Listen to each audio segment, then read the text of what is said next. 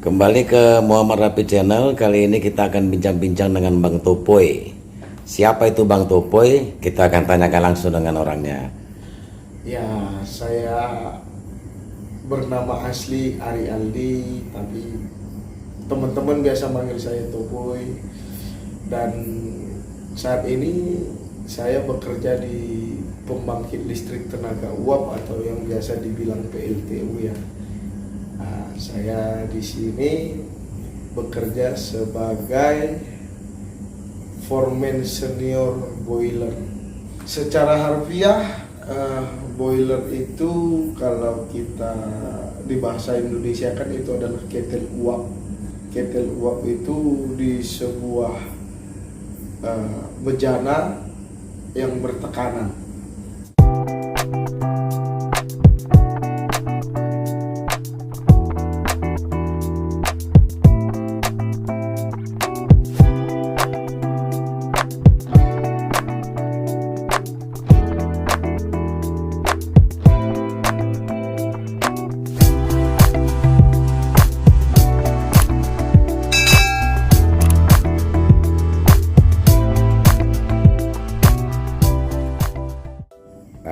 Bisa diceritakan Bang Topoy bagaimana sih proses terjadinya listrik dan melalui boiler ini?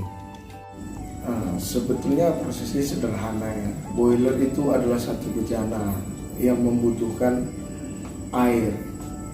Sumber air kita diperoleh dari sungai. Air sungai tersebut akan kita proses menjadi drinking water atau menjadi air yang murni lah, yang bersih, untuk selanjutnya dipompakan ke bejana boiler tersebut. Maka setelah itu air itu akan dimasak seperti memasak atau direbus ya, memakai bahan bakar batu bara untuk menghasilkan uap. Nah, uap tersebut akan diproses lagi melalui alat yang bernama superheater untuk menghasilkan steam atau uap yang benar-benar kering untuk memutar turbin. Untuk menggerakkan turbin itu berputar. Turbin itu satu poros atau berhubungan dengan generator. Setelah turbin berputar pada porsi putarannya, maka generator pun ikut berputar.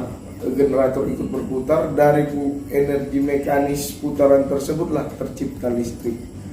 Sebetulnya itu sangat simpel dan semua itu akan kita atur pada porsinya masing-masing karena ada parameter-parameter tertentu untuk menghasilkan listrik yang kita gunakan saat ini. Apa yang harus kita kontrol dan parameter seperti apa sih yang layak untuk kita gunakan di boiler sana? Parameter yang perlu kita perhatikan di boiler terutama parameter air dengan pH 9 sampai 9,7. Selanjutnya parameter silika 450 part per billion dan parameter conductivity-nya lebih kecil daripada 0,3 microsiemens per centimeter. Selanjutnya parameter suhu, baik suhu ruang bakar dan suhu uap yang kita hasilkan. Untuk suhu ruang bakar sendiri kita mempunyai range atau kita mempunyai batasan di 820 derajat Celcius sampai 1050 derajat Celcius. Untuk suhu uap yang kita hasilkan adalah 480 derajat Celcius sampai 550 derajat Celcius. Kemudian ada parameter angin atau parameter udara. Parameter udara tersebut kita jaga di 160 sampai 180 kN per meter kubik. Untuk selanjutnya tekanan, baik tekanan udara dan tekanan uap yang kita hasilkan. Untuk tekanan udara ruang bakar sendiri kita punya range di 7 sampai 9,5 kilopascal. Untuk tekanan steam kita jaga 9 megapascal sampai 13,8 megapascal.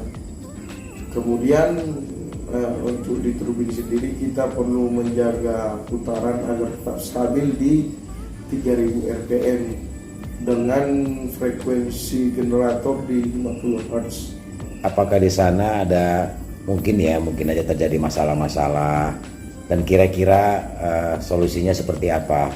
Oke, untuk di boiler sendiri, di parameter air, silika yang over atau lebih tinggi dari batasan yang seharusnya. Nah, untuk solusinya sendiri kita ada 2 cara, yaitu dengan menggunakan continuous blow down dan blow down periodik. Apabila grafik parameter sudah terlalu tinggi, kita gunakan blow down periodiknya di bahan bakar atau batu bara di saat musim penghujan. Di saat musim penghujan kita sering mengalami batu bara kita itu basah, sehingga menyebabkan ada blocking atau penyumbatan di jalur batu bara mau masuk ke ruang bakar. Untuk cara mengatasinya di situ sudah kita antisipasi dengan kita beri jalur-jalur angin untuk mengeringkan batu bara tersebut, dan ada tempat-tempat yang kita sediakan manhole atau lubang untuk mengantisipasi penyumbatan. Kemudian ketika naik beban itu biasa kita sering telat untuk menaikkan udara. Nah, apabila udara tiba-tiba kita naikkan terlalu tinggi, mesin kita sering mengalami vibrasi yang sangat tinggi, dan untuk solusi tersebut kita harus mengadakan preventif perawatan seminggu sekali dengan cara menggrease, mengecek vibrasinya, mengecek keseimbangan motor tersebut. Masalah selanjutnya kita sering mengalami carry over. Carry over itu